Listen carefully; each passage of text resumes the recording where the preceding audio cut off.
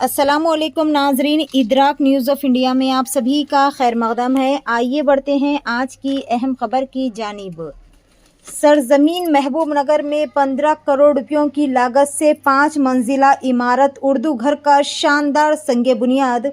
मुशीर खास तेलंगाना हुकूमत जनाब मोहम्मद अली शब्बीर, रुकन कौंसल सीनियर सहाफ़ी आमिर अली खान, न्यूज़ एडिटर रोज़नामा सियासत, रुकन असेंबली NM श्रीनिवास रेड्डी, जनाब मोहम्मद उबैदुल्ला कोतवाल, एडवोकेट सदर तेलंगाना अखिलियती मालियती फाइनेंस कॉरपोरेशन, जनाब सैयद अजमतुल्ला हुसैनी, जनाब मोहम्मद फसीउद्दीन कुरैशी और जनाब बाखरी के अलावा दिगर भी मौजूद थे।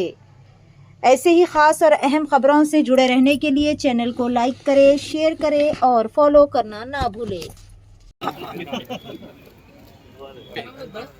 आप ये पकड़ना बाहर गया आप कंटिन्यू करना तो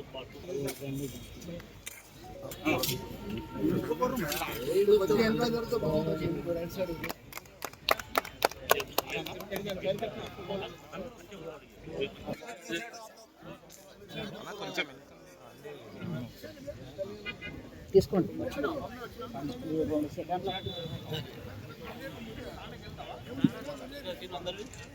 ओके सर 1 सेकंड सर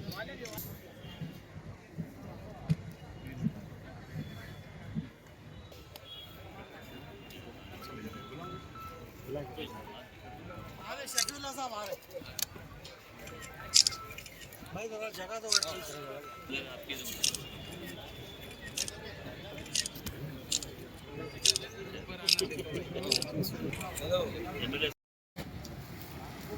आपसे करना है देखो यार ओके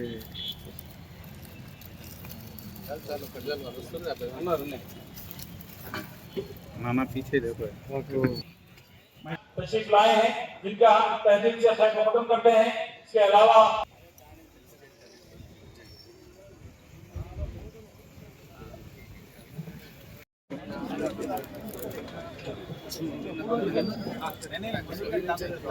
कायदीन हमारे बीच तशरीफ फरमा हुए हैं। आज के इस प्रोग्राम की जनाब मोहम्मद अली शब्बीर, जनाब सैयद अजमतुल्ला हुसैनी साहब, रियान साहब रियासती टिमरीस और जनाब फहीम साहब चेयरमैन फूड कॉरपोरेशन और दिगर तमाम अबू अहमद साहब से गुजारिश है जो रियासती बल्कि मैं दबन गुजारिश करता हूं कि स्टेज पे तशरीफ लाएं। जनाब अबू अहमद साहब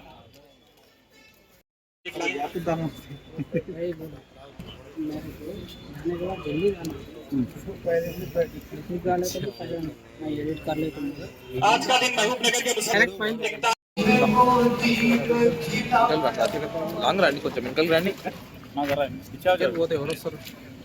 के मेजबान हमारे अजीज NM श्रीनिवास रेड्डी साहब, रुकन असेंबली महबूब नगर भी तशरीफ ला चुके हैं और दिगर तमाम मेहमान गिरामी भी बहुत ही जल्द जगह में तशरीफ लाएंगे।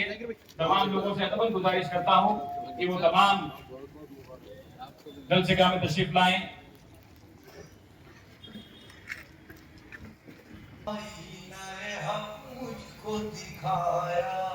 उसने कितनी नफासत से कहा है वो है मेरा नाम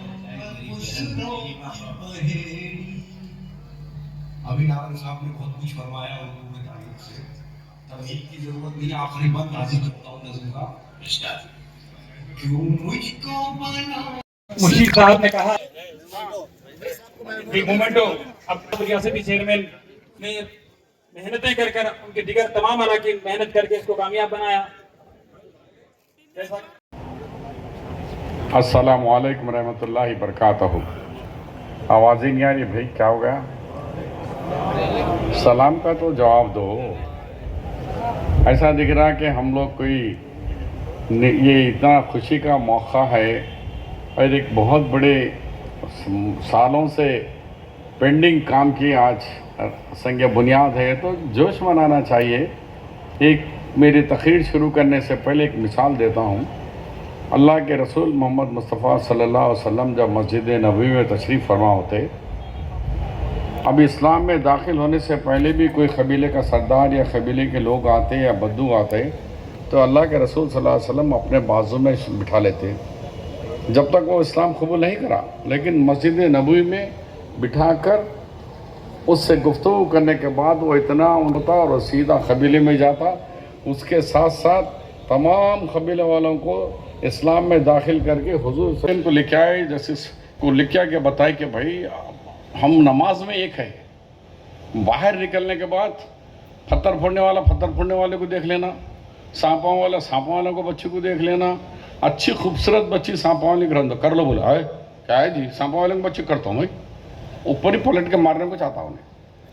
अगर तुर्का का शड़ों को बोलेंगे भाई पत्थर फोड़ने वाले की बच्ची खूबसूरत है और बहुत मेरिट में आए बाबा कर ले, बोलो तो अरे क्या है भाई स्किन मर्चेंट्स है। ऐसा हम तबकात में बटे हुए हैं, मैं हकीकत को मानने को तैयार नहीं। बेशक कलमा हमारा एक है, कुरान हमारी एक है, अल्लाह के रसूल सल्लल्लाहु अलैहि वसल्लम आखिरी खुसूस, मगर यहाँ पर कबाइल में हम उसमें खानों में बटे हुए हैं, नहीं करते हम।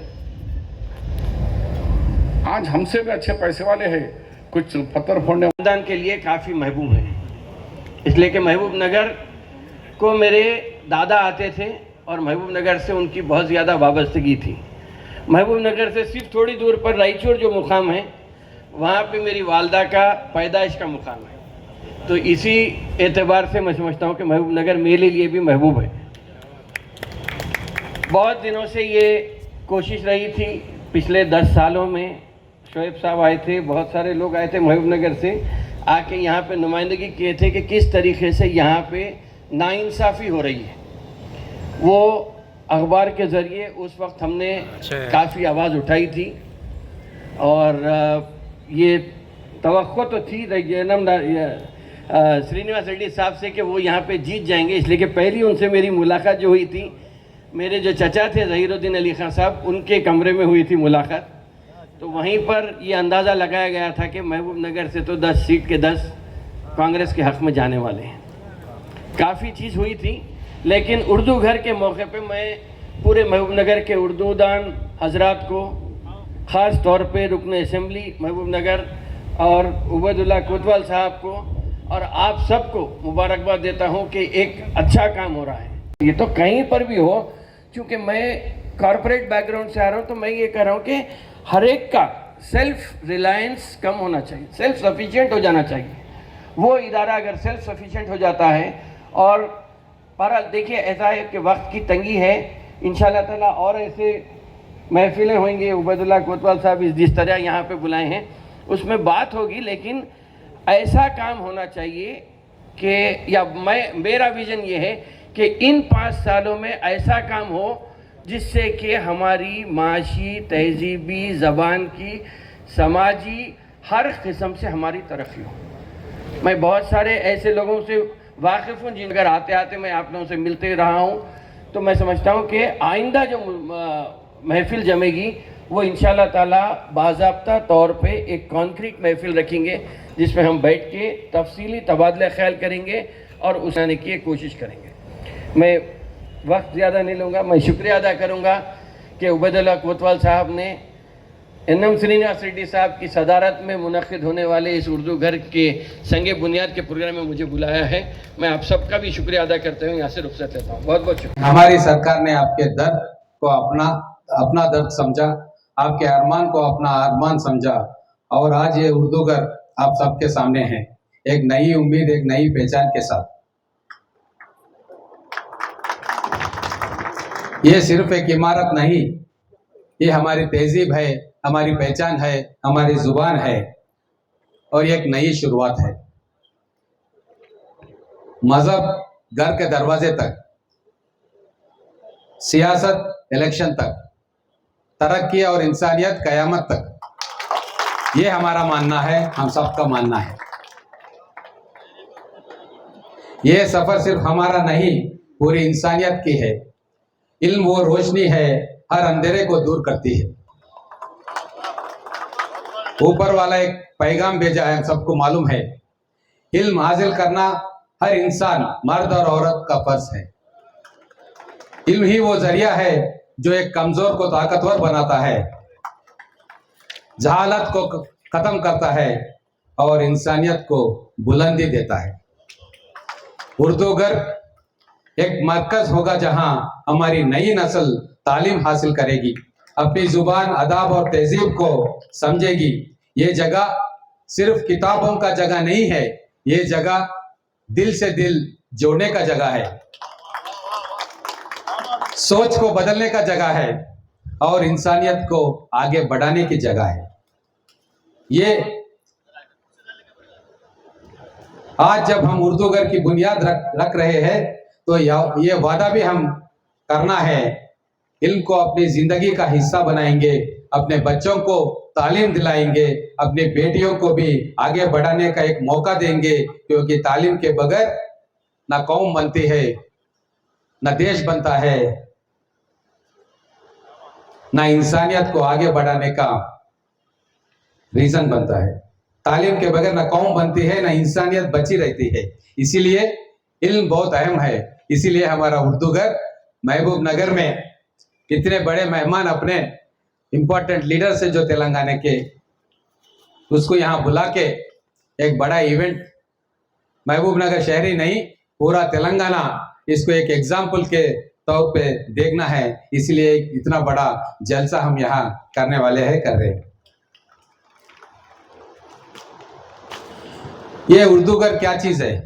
बहुत सारे लोग बोलते ये मैरिज हॉल है। नहीं, ये मैरिज हॉल नहीं है, ये 5 मंजिल है अपने उर्दू घर में। पहली मंजिल यहाँ पर हमारे मीटिंग्स, महफिल मुशायरा और शेर व शायरी की रोशनी होगी।